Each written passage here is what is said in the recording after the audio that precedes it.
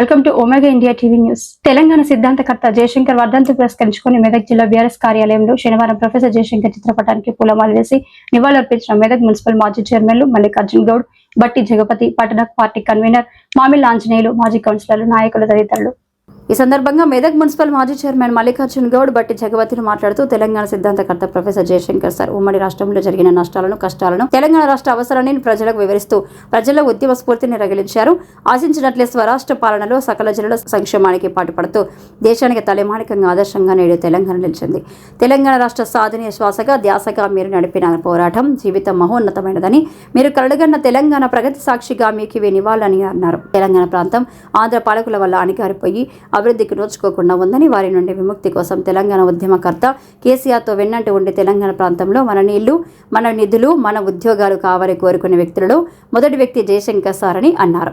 ఆశయాలకు బంగారు తెలంగాణ కోసం నిత్యం తప్పించే గొప్ప ఆదర్శవాది జయశంకర్ సార్.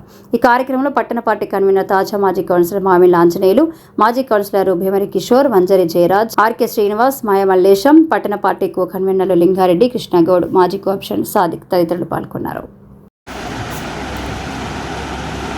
తెలంగాణ సిద్ధాంతకర్త, తెలంగాణ సాధనే జీవిత ధ్యేయంగా, పుట్టుక నుండి గిట్టుట వరకు అని చెప్తాం మనం. బాల్యం నుండి కూడా చనిపోయేంత వరకు కూడా తెలంగాణ రాష్ట్ర సాధనే శ్వాసగా, ఊపిరిగా బతికినటువంటి ఆచార్య కొత్తపల్లి జయశంకర్ గారి యొక్క వర్ధంతి సందర్భంగా వారికి మనస్ఫూర్తిగా మేమందరం కూడా నివాళులు అర్పిస్తూ ఉన్నాం. జయశంకర్ సార్ గారి యొక్క కృషి అమోఘమైనది. ఇప్పుడే పెద్దలు జగపతి గారు చెప్పినట్టు మరి ఆయన విద్యార్థి దశ నుంచి చనిపోయేంత వరకు కూడా పూర్తి స్థాయిలో తెలంగాణ కోసమే బ్రతికినటువంటి ఏకైక వ్యక్తి. 3 తరాల ఉద్యమాన్ని చూసినటువంటి గొప్ప వ్యక్తి. ఆ 3 తరాల ఉద్యమాన్ని స్ఫూర్తి పొందడమే కాకుండా లక్షలాది మంది యువతం, లక్షలాది మంది మరి విద్యార్థులకు ఎంతో నిర్బంధం ఎదురైనప్పటికీ 1969 ఉద్యమం కావచ్చు, అంతకంటే నాన్ముల్కి ఉద్యమం కావచ్చు, తెలంగాణ రాష్ట్ర సాధన ఉద్యమం కావచ్చు, మరి దశ పోరాటంలో కేసీఆర్ గారు వెన్నంట కావచ్చు, అహర్నిశలు తన పడుకున్నా, నిద్రపోయినా, మెలుకున్నా, తింటున్నా, నీళ్ళు తాగుతున్నా కేవలం తెలంగాణ గురించి ఆలోచన చేసినటువంటి గొప్ప వ్యక్తి ప్రొఫెసర్ జయశంకర్ సార్. మరి వారి లోటు మనకు భరించలేనిది. అంటే వారు ఏదైతే తెలంగాణ రాష్ట్ర సాధన అయిన సందర్భంలో వారు మన మధ్య లేకపోవడం బాధాకరమైన విషయం.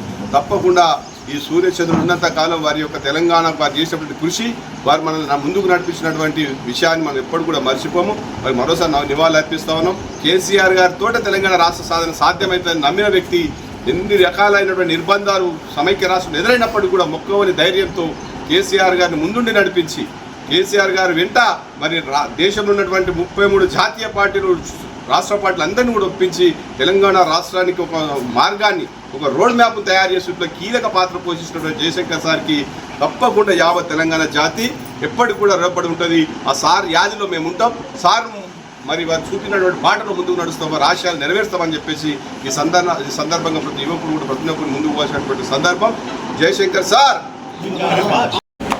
ప్రొఫెసర్ జయశంకర్ గారు ఆయన బుద్ధి తెలిసినప్పటి నుంచి కూడా ఈ ప్రాంతానికి, తెలంగాణ ప్రాంతం గతంలో ఇంగ్లీష్ ప్రభుత్వంలో ఇటు నాందేడ్ కానీ, ఇటు మహారాష్ట్రలో కొన్ని జిల్లాలు, ఇటు కర్ణాటక జిల్లాలు కలిసి తీసేసి, నేను నెహ్రూ కాలంలో అనుకుంటా అక్కడ ఏదైతే కర్నూలు రాజధాని, మద్రాసు రాజధాని ఉన్న రాష్ట్రాలను తీసుకొచ్చి ఇందులో కలిపి నుంచి ఆయన అహర్నిశలు, ఆయన జీవిత ఆశయమే తెలంగాణ రావాలనే ఆశయంతో ఆయన ప్రతి విద్యార్థికి కానీ, యువకులకు కానీ ఆయన ప్రతిదీ కూడా మనకి ఈ విధంగా అన్యాయం జరుగుతుంది, నీటి పారుదల విషయంలో ఈ విధంగా జరుగుతుంది, విద్యారంగంగా వాళ్ళు ఏ విధంగా ఎదుగుతున్నారు, మనం అటెండర్ల కాడ ఉంటున్నాము, వాళ్ళు ఐఏఎస్ ఆఫీసర్ల కాడ ఉంటున్నారు, ఈ విధంగా అనేక రకమైన అసమానతలు వ్యవసాయ రంగం తీసుకున్నా, కార్మిక రంగం తీసుకున్నా, ఏ రంగాలలో తీసుకున్నా కూడా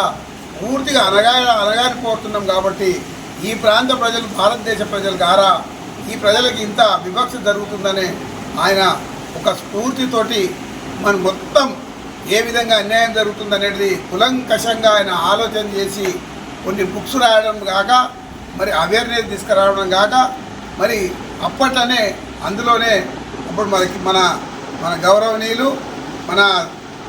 మన బీఆర్ఎస్ సంస్థాక అధ్యక్షుల వారు కేసీఆర్ గారు మరి వారు ముందుకొచ్చి అంతకంటే ముందు చాలామంది నాయకులు చేసారు, అమ్ముడు పోయినరు. ఇక్కడ ఎన్నిక పెట్టినాం, మేము కూడా 69లో ఇష్టం ఉన్నట్టు చేసినాము. బట్టలు చింపుకున్నాము, కాలబెట్టినాము, తలగబెట్టినాము, అన్నీ చేసినాము. ఏది చేసినా చెన్నారెడ్డి ఆధ్వర్యంలో పోయినరు, ఆయనతో అమ్ముడు పోయినరు. నా మీద కేసులు అయినాయి, వాళ్ళు పదవులలో ఉన్నారు. తర్వాత ఇంకా చాలామంది వచ్చారు. మరి కేసీఆర్ మేము ఇందిరమ్మ ఇచ్చినాం. హాయ్ అండి, నేను మీ Satyasri. Please subscribe Omega India TV Telugu.